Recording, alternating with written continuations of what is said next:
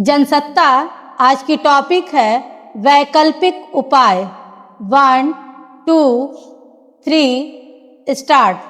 पश्चिम Asia में संघर्ष से उपजे संकट का फिलहाल कोई स्थायी हल नजर नहीं आने के मद्देनजर भारत में इसके प्रभाव को कम करने के लिए वैकल्पिक उपायों पर अमल शुरू हो गया है। इसकी शुरुआत प्रधानमंत्री की ओर से हाल में जनता के लिए किए गए आग्रह के बाद सोने चांदी पर आयात शुल्क 6% से बढ़ाकर 15% कर देने की घोषणा की गई। इसके बाद इन कीमती धातुओं के दाम में बुधवार को भारी उछाल आया। सरकार का कहना है कि संकट के समय गैर जरूरी वस्तुओं के आयात से विदेशी मुद्रा भंडार पर चढ़ रहे दबाव को रोकने के लिए यह कदम उठाया गया है। दरअसल भारत बहुमूल्य धातुओं का विश्व का दूसरा सबसे बड़ा उपभोक्ता है। कच्चे तेल के बाद सोने का देश के आयात में दूसरा बड़ा हिस्सा है। इसकी बढ़ती मांग और आयात से विदेशी मुद्रा का इस्तेमाल भी बढ़ा है, जिससे रुपया रिकॉर्ड निचले स्तर तक पहुंच गया है। हालांकि आभूषण कारोबारी सरकार के इस कदम से निराश है, लेकिन यह भी सच है कि समय रहते समुचित उपाय नहीं किए गए तो आने वाले दिनों में जो जटिल परिस्थितियां पैदा होंगी उनका सबसे ज्यादा असर आम आदमी पर ही पड़ेगा।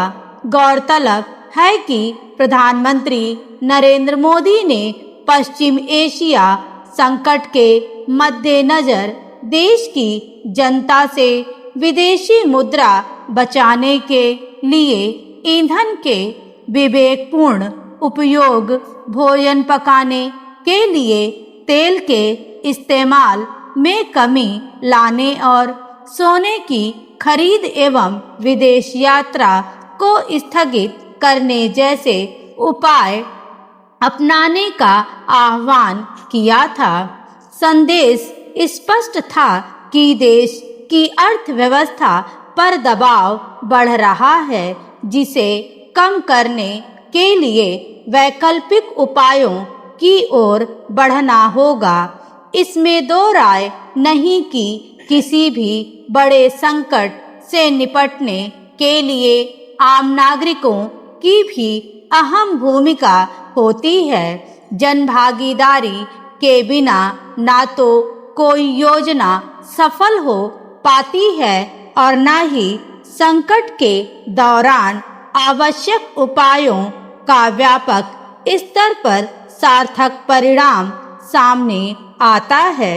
सोने चांदी की खरीद नागरिकों की मूलभूत जरूरतों से परे है और इसे कुछ समय के लिए सीमित कर देने से अगर विदेशी मुद्रा भंडार पर दबाव कुछ कम हो जाए तो यह एक सार्थक पहल साबित हो सकती है। सरकार के इस कदम का एक पहलू यह भी है कि इससे सोने चांदी की कालाबाजारी और तस्करी बढ़ने की आशंका है।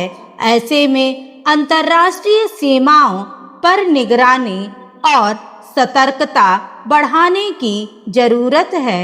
जमीनी और तटीय घुसपैठ मार्गों, संगठित तंत्र और वितरण केंद्रों के रूप में काम करने वाले कारोबारियों पर नियमित नजर रखनी होगी। इससे संकट के समय गैर जरूरी आयात में संतुलित कमी के जरिए समग्र आर्थिक स्थिरता और बाह्य क्षेत्र के विवेकपूर्ण प्रबंधन में महत्वपूर्ण मदद मिल सकती है। इसके अलावा भारत के विदेशी मुद्रा संसाधनों के तहत तेल, उर्वरक, औद्योगिक कच्चे माल और रक्षा जरूरतों जैसे आवश्यक आयात को प्राथमिकता दी जानी चाहिए।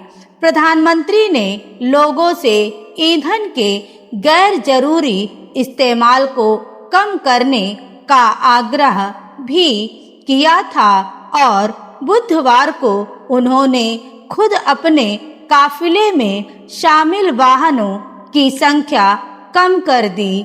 इसके बाद कई राज्यों के मुख्यमंत्रियों ने भी इसी तरह का कदम उठाया है, मगर इस बात पर ध्यान रखने की जरूरत है कि सरकारी स्तर पर यह मुहिम सिर्फ घोषणाओं तक सीमित ना रहे। स्टॉप।